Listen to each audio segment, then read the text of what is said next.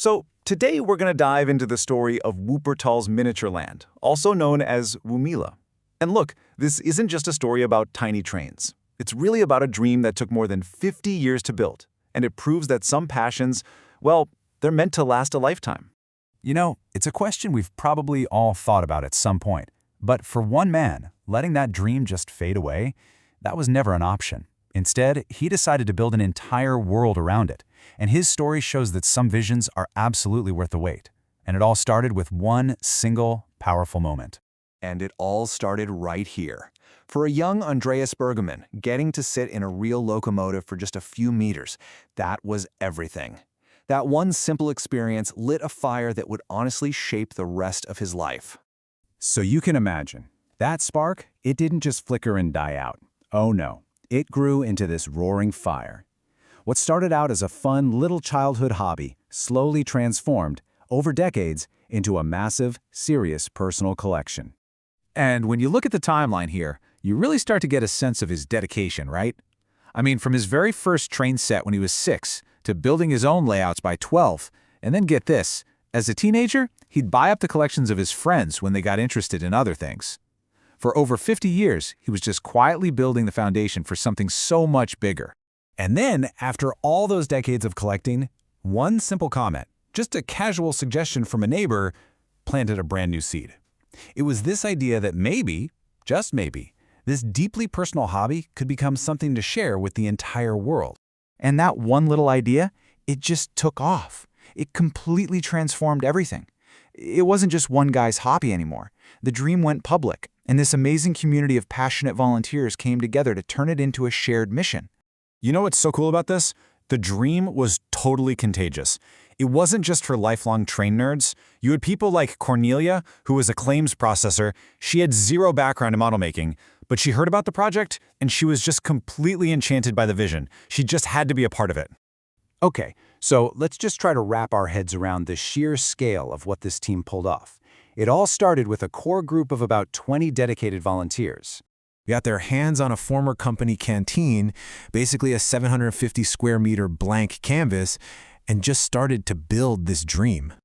Across that huge space, they laid down an incredible 1,400 meters of track. Think of it like the steel arteries for this whole new world.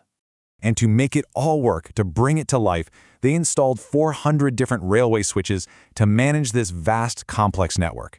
They literally turned an empty hall into a miniature universe.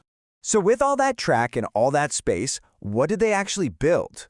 Well, this is where it gets really fun, because WUMILA isn't just one single layout. It's this amazing collection of different worlds, each with its own story, and they blend reality and fantasy perfectly. And this just shows you the incredible range they have. On one hand, you've got these painstaking, historically perfect replicas. Like, get this, the Alton Hundam yard was built from an original track plan because one of the volunteers' grandfathers used to work there. How cool is that? And then on the other hand, you have pure fantasy, like Lumberland, the magical island from the children's book Jim Button, brought to life. And of course, you can't have a Wuppertal miniature land without its most famous landmark, the Schwebebahn, the floating tram. And WUMILA's tribute is just perfect.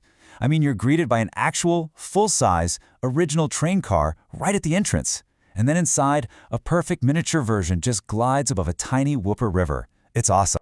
So how do they run this whole thing? Well, behind the scenes, they've got this really smart blend of old school and new school tech. The huge, complex layouts are all run by computers, which lets them manage like 40 trains at once. But for the more historic or charming little exhibits, they stick to classic hands-on analog controls, which keeps that traditional model railway spirit alive. And this really gets to the core philosophy of WUMILA. For the team that built it, the project is never, ever finished. It's a living, breathing thing that's always evolving, always under construction. And you can see that this approach really connects with people. The visitors absolutely love it. I mean, people are traveling hundreds of kilometers just to see it, knowing that the next time they come back, there's going to be something new to discover. And what really hits home for visitors isn't just the amazing models. It's the stories. It's the passion of the people who built it all. The whole experience feels really personal because it's driven by the creators themselves. And that's the thing. They haven't just built a model railway. They've built a real community. It's a place where you can have a coffee, have a great conversation, and feel like you're actually a part of the story, not just looking at it from behind a rope. This quote from the creators, I mean, it just says it all, doesn't it? The joy for them isn't in some final, finished product. It's in the constant act of creation. They call themselves restless, always looking for the next project, the next idea, the next way to be creative. So, after hearing all this, what can we take away from their amazing journey? Well, their advice is actually super straightforward and powerful. Just start. Fuel it with passion, but be ready to be resilient when things get tough. Be open to those unexpected opportunities that pop up, and most important of all, just let your creativity run wild.